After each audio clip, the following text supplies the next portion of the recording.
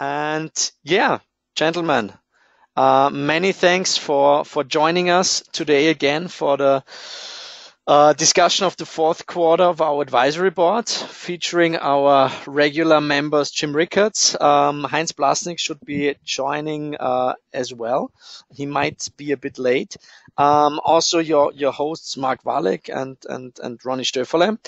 And I'm really, really delighted that the author of one of my very few must-read publications, Epsilon Theory, Dr. Ben Hunt, is joining us today. So Ben, welcome and many, many thanks for joining us. No, thank you, Ronnie. It's wonderful to be here. Thanks for having me. Thank you. So just a bit of information about Ben and Epsilon Theory. Ben is the chief investment strategist at Salient, a 14 billion asset management company based in Houston and in San Francisco. And he's the author of the Epsilon Theory, a newsletter and website that examines markets through the lenses of game theory and history. More than 100,000 professional investors and allocators read Epsilon Theory for its fresh perspective into market dynamics. Ben received his PhD in government from Harvard University. He taught political science for 10 years, leaving academia in 2000 to co-found a successful software company. He began his investment career in 2003, first in venture capital and subsequently as a portfolio manager of 2 hedge funds. He joined Salient in 2013, where he combines his background as a portfolio manager, risk manager, entrepreneur, and academic to provide a unique perspective on investment risk and reward on behalf of Salient and its clients. So, Ben, welcome again. It's a great, great pleasure having you. Thanks, Ronnie. I have to get you to follow me around everywhere to give that sort of introduction. Thank you. Very kind of you. You know, the notion of the common knowledge game, this is what modern game theory calls what John Maynard Keynes used to call the newspaper beauty contest. So this game may be more familiar to many listeners under that heading or title. But I don't think it's an accident that when Keynes was writing about the newspaper beauty contest, and I'll describe it briefly because Keynes was saying, this is how markets are working. When he wrote the general theory, back in the 30s, he said, this is how markets work today, where we have such enormous debt, fundamentals don't seem to matter. What does matter for asset prices? What does matter for market prices? And he described it as the newspaper beauty contest. And so I think most people are probably familiar with it, but I'll run through it quickly. What Keynes was describing, he was talking about a rather popular, called the social media entertainment of the day, which was all done via newspapers. Of course, we didn't have the media outlets we have today. So, social media of the day, newspapers, they would often, fairly frequently, they would have a contest to try to drive readership. And the contest consisted of printing the pictures of 10 or 12 pretty girls, pretty local girls. And they would invite the readership to send in a ballot and vote for the girl that they think is the prettiest. So this is the newspaper beauty contest. And if you are one of the people who sends in your ballot, and you're one of the ones who votes for the girl who gets the most votes, well, then you're entered into a sweepstakes drawing. An all expense paid trip to Atlantic City or something like that. This is the age of where the Miss America contest is born, and anyway, all this stuff is going on there. It's the 1930s version of what we have with celebrities and the Kardashians and the like. So what Keynes is saying, well, everyone goes through 3 stages when they're figuring out how to play the newspaper beauty contest. Stage one is you think, well, which of these girls do I think is actually the prettiest? And so you look at those and say, I think this girl over here, got 10 photographs. I think the second photograph, I think she's the prettiest. I'm going to vote for her. But it doesn't take you very long for you to realize, well, wait a second. That's not how I'm going to win the game, right? Because to win the game, I have to be entered into that sweepstakes drawing, and so I have to vote not for the girl who I think is the prettiest. I have to vote for the girl who everyone else thinks is the prettiest.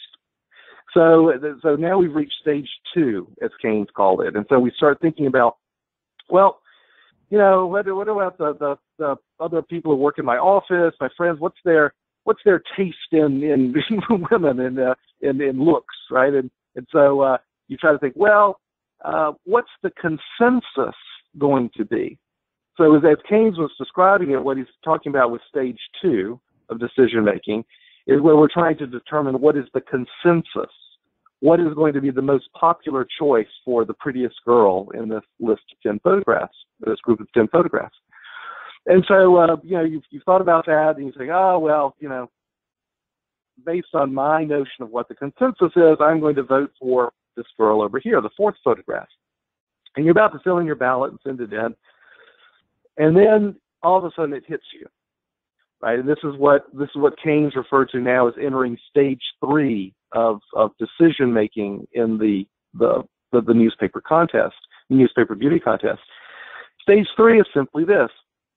You think to yourself, wait a second, am I the only one who's smart enough to figure out how to play this game? In other words, are all of the other players of the game so stupid that they are going to actually vote on who they think is the prettiest girl? Of course not, right? We're all smart enough to figure out how the newspaper beauty contest is played. We're all smart enough to get to that level 2. And if we know that we're all at that level 2, then the consensus is based on people voting on the basis of level 1, who they really think the prettiest girl is. Stage 3, which Keynes said this is where markets live during times of overwhelming debt and overwhelming political impact on markets. Stage 3 is where it's all of us looking around at all of us, trying to figure out how all of us are going to vote. You know, what is the consensus of the consensus? What is it that everyone thinks that everyone thinks? And Keynes said this is where we live in markets in the 1930s. Modern game theory calls this the common knowledge game, but it's where I think we live as investors today. So Keynes says, look, I think actually there's a way to play it at a 4th and higher level to be a successful investor in these markets. And modern game theory, I think through this example of the common knowledge game, gives us at least some guideposts for how to play this game successfully, how to figure out what everyone thinks that everyone thinks. And the answer, I believe, is found in what modern game theory calls the missionary. So the classic example of the common knowledge game, this is something I wrote about in the paper. The classic example is where a missionary comes to an island, and what the missionary does when he talks about, in this example, taboo subjects, he creates common knowledge. What is common knowledge? Common knowledge is not necessarily just public knowledge. Common knowledge is information that all of us tribes people or all of us market participants, all of us believe that all of us have heard. So the controller, the way to see where the common knowledge game is going to go, is to look at what game theory calls missionary statements. Statements that are made by a famous politician, a famous banker, a famous investor, something that is made through a microphone or a megaphone that is loud enough so that all of us as investors, we think all of us investors have heard that. And if you pay, that's what we mean by, I think, paying attention to the narrative. Why is the narrative important? Is what game theory would call missionary statements. These are the statements that we as investors believe that all of us investors have heard, and it shapes our thinking of what we believe everyone else thinks. I would just say we should all bear in mind there's a distinction between let's call it a normal business cycle recession. So when does the economy go into a recession? What are the macroeconomic implications of that, et cetera, on the one hand, and a financial panic on the other? Typically with a recession, you do get some warning. There are any number of long time series of data, stock market declines, inflation, deflation, unemployment, et cetera. There's a lot of inventory to sales ratios. There's a lot of data that is fairly reliable, if not deterministic, that can tell you a recession is coming. Panics are different. Panics are what a complexity theorists would call an emergent property. They seem to come out of nowhere. They don't really come out of nowhere. They're deterministic, but they're deterministic at a level that is almost impossible to observe, and so they might as well come out of nowhere and don't provide a lot of warning. And again, 2008 and 1998 are both good examples of that. So I think we continue to chug along. I've said going back 6 or 7 years, but good evidence that the United States, which is the world's largest economy, is Japan. We're in a depression. We've been in a depression since 2007. We're going to remain in a depression indefinitely unless that's punctuated either by a financial panic, in which case things could get a lot worse, or structural reform, which case things might get better, but I rate the prospects of structural reform as being low. And so, when you see a quarter such as we had in the second quarter where growth is more on 3%, people are very quick to say, happy days are here again. We're getting back to trend growth. They project that, they extrapolate that. But if you look at quarterly GDP figures for the last 7 years, you can find these strong quarters. There was one quarter of growth that was over 4%. And they pop up, once a year, once every 6 quarters or so, but they're very quickly followed by declines back down to either the 2% trend we've been on for 7 years or worse. We've had a couple down quarters to go alongside the 3% quarter. So I don't put much stock in it. In fact, there's good reason to believe that the quarter we're in, now we're technically in the fourth quarter, but we haven't seen the third quarter data yet. That the third quarter will be weak and fourth quarter might be weak as well. I'm not saying a recession. I'm just saying more consistent with this long-term pump growth. So, but a panic is different. A panic can come tomorrow. It might not come. It might come in 2 years. It might come in 1 year. As you know, I use complexity theory and dynamic systems analysis to gauge the degree of severity. It's impossible to pinpoint the timing, although you can say, more likely than not in a certain time frame, you can get some confidence interval in the timing, but that's really, really hard to do. But in terms of the order of magnitude of the panic, which is equally important because it tells you whether you're facing a downturn or an extinction level event, the information all points to something more like an extinction level event. But as far as catalysts are concerned, I could give you a list of 20, all of which could happen tomorrow, but none of which will necessarily happen tomorrow. So that's not much of a guide. Meanwhile, markets are, complacent doesn't really quite do it justice. It's more somnambulant. Markets are just kind of sleepwalking off a cliff. Stock valuations, I know people don't like to talk about valuations, but at some point they do matter. At least they tell you when you're off the cliff. And Heinz is right. Whether you use CAPE ratio or market cap to GDP, which is a favorite of Warren Buffett, or any one of a number of metrics, they're all at or near all-time highs, which should provide plenty of warning in and of itself. But most particularly, stock prices are based on earnings projections times a multiple, which is basically the price earnings ratio. So what price earnings ratio is the market comfortable with for whatever reason, and that's a little bit subjective, times what earnings are projected, and that gets you to a valuation.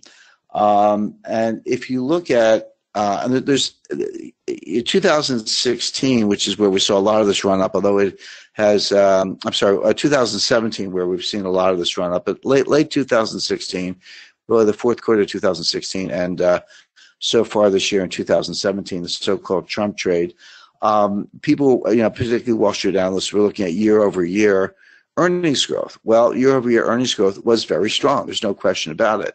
But that was because 2016, at least the first three quarters, was such a weak comparison. In other words, earnings were terrible in 2016, and then so when you compare 2017 to 2016, you're getting these big, double-digit year-over-year earnings gains. But that was based on nothing more than a weak comparison in 2016. The earnings themselves are actually no higher than they were in 2014. So earnings haven't really gone anywhere, but they went down and they've come back again. Of course, leave it to Wall Street to take the year-over-year earnings growth and then just project that through 2018, 2019, 2020. So then you get these sky-high earnings projections. Multiple expansion has gone about as far as it can go. It can always go higher, I understand that, but that's close to all-time highs. So when you take kind of record-high PE ratios combined with pie-in-the-sky earnings projections, you get these valuations. But there's very good reason to believe that the earnings are going to fall flat, actually beginning now. We're now in reporting season for the third quarter. So starting next week and continuing for the next several months, we may see earnings come in weak.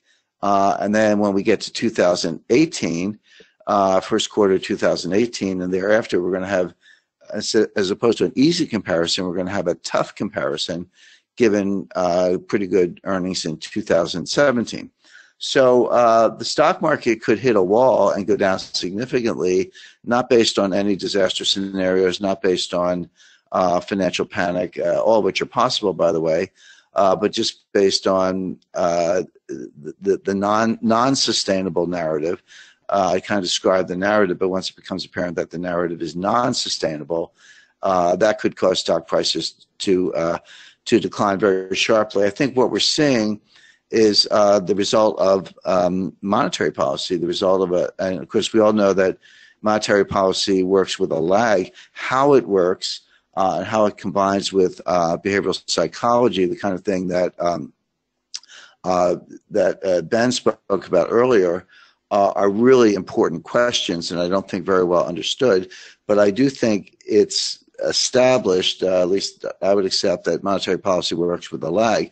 Well, Fed tightening began actually in December 2013 with the beginning of the taper. Now, a lot of people said, well, the taper wasn't tightening because the Fed was still printing money. That's true, but they were printing less money every month than they were the month before, and things happened at the margin. So on a marginal basis, they were tightening, even though on an absolute basis, they were still easing. And then that carried through to late 2014. Then we saw the removal of forward guidance in March 2015. We saw the liftoff first interest rate hike. I'm talking about the Fed, of course, in December 2015, and then a sequence of rate hikes in December 2016, March and June of 2017. So we've had tightening, at least to some extent, with the tempo increasing for the past 4 years, getting more intense over the past 2 years. So it's not surprising to see the impact of that monetary tightening showing up right about now. So I would say that it's right on time. And then, of course, they continue that with the balance sheet normalization, so-called quantitative tightening, or QT, which started October 1st. So the Fed, as usual, because their models are flawed, have blundered. They have tightened into weakness. So that means we're going to get more weakness. And so I think that's enough to cause an economic slowdown. So when you combine the economic slowdown as a result of lagged monetary policy with the kind of stock market metrics I described earlier, we could be looking at, best case, a business cycle recession and a major stock market correction over the course of the next 6 months. Just to kind of box the narrative a little bit more, You have to look at the fact that beginning in mid-September, with the September 20th with the FOMC press conference, and then September 26th with Janet Yellen's speech to, I believe it was the Chicago Economic Council. The current narrative goes as follows, which is the Fed will tighten in December, raise interest rates 25 basis points in December. And as a result of that, we've seen a stronger dollar, weaker euro, weaker gold, weaker emerging markets currencies, weaker bond prices, higher yields. That narrative continues. I think that's still a little bit Groundhog Day. We see the same thing in markets every day, higher stock prices. As I say, the stock market just seems to be in a world of its own, but on things that are a little more responsive to interest rates, strong dollar, weak gold, weak euro, weak emerging markets currencies, higher yields to maturity, lower bond prices. That's consistent with this narrative that the Fed's going to hike rates in December. I have been early, adamant, and vociferous, and we'll find out if I'm wrong or not, on the fact that the Fed will not hike interest rates in December.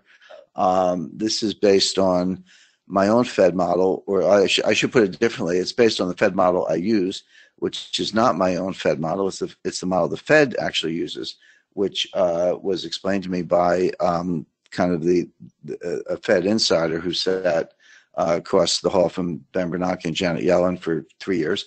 Why the markets don't pay attention to it, I have no idea. That maybe goes to Ben's sheep theories, but it is an unbelievably reliable model.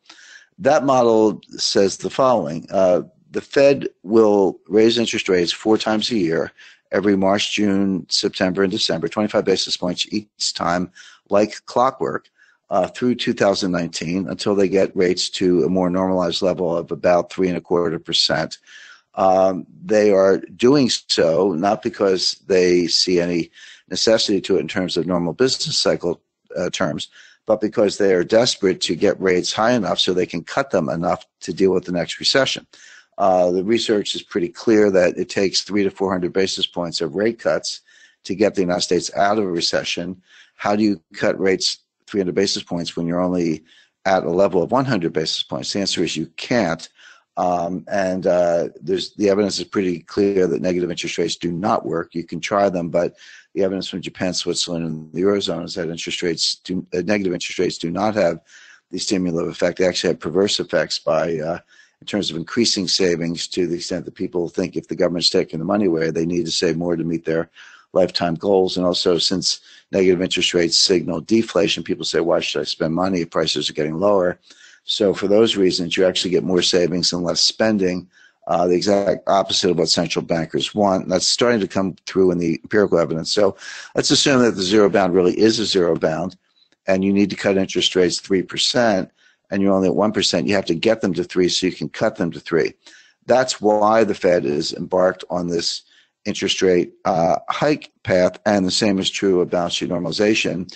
If the recession comes before you get to, say, 300 basis points of the Fed funds target, let's say you're at 100 or 150, when the recession comes and you can't cut enough, what else do you do? Well, the answer, of course, is QE4.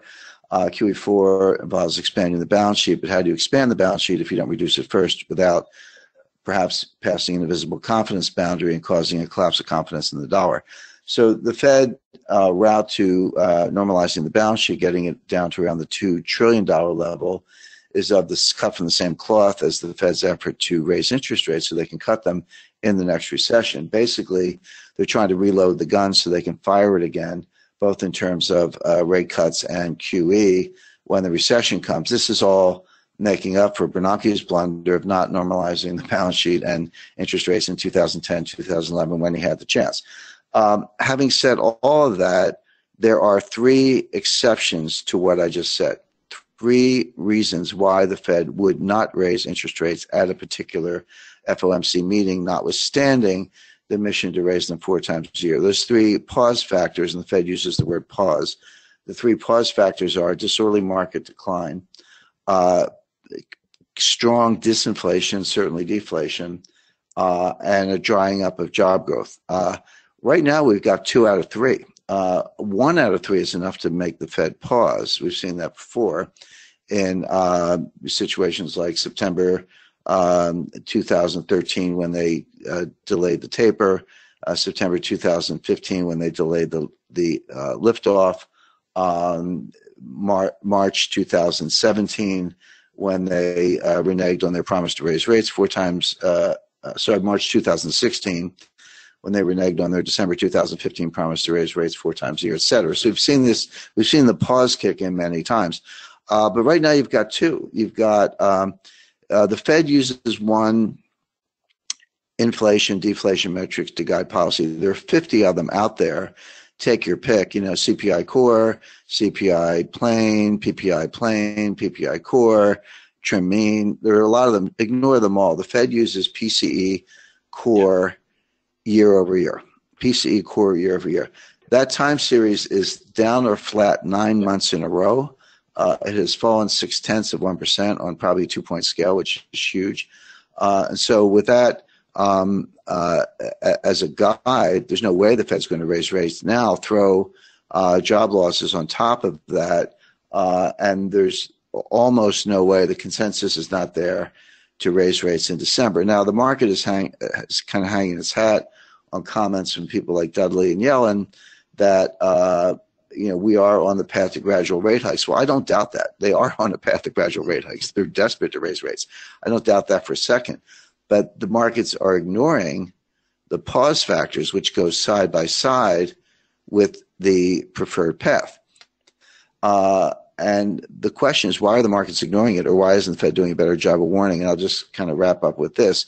There's an asymmetry between Fed trying to set the market straight when they've got it wrong on rate hikes versus pause. And in other words, if market expectations are that the Fed will not hike rates, but the Fed is going to hike rates based on the model I described, then the Fed will go to great lengths to change market expectations, and they do this through speeches and leaks because they want to avoid a shock rate hike, which could induce a financial panic.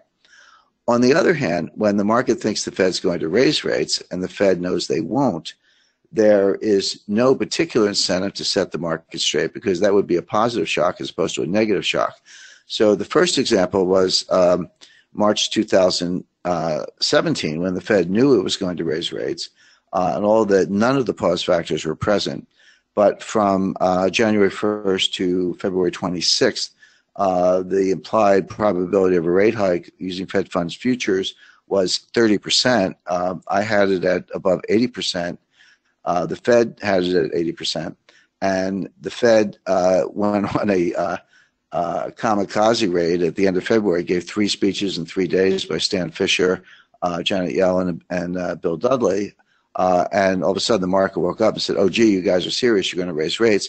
And the Fed funds futures gapped up from 30% to 80% in about 3 trading days. You can go ahead and look at the chart for the first 3 months. So they converged on my estimate and where the Fed was all along.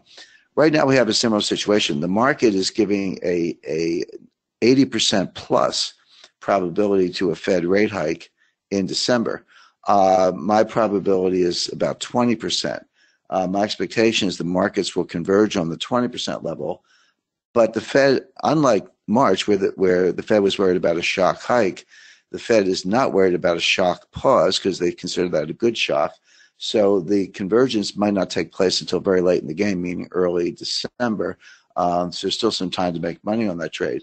But what I expect, therefore, is when the markets do wake up to the reality that the Fed will not hike rates in December, you'll see a violent correction, which would mean lower dollar, higher euro, higher emerging markets currencies, stronger gold, weaker so lower bond yields and higher bond prices, that all the recent trends will reverse kind of violently in late November, early December.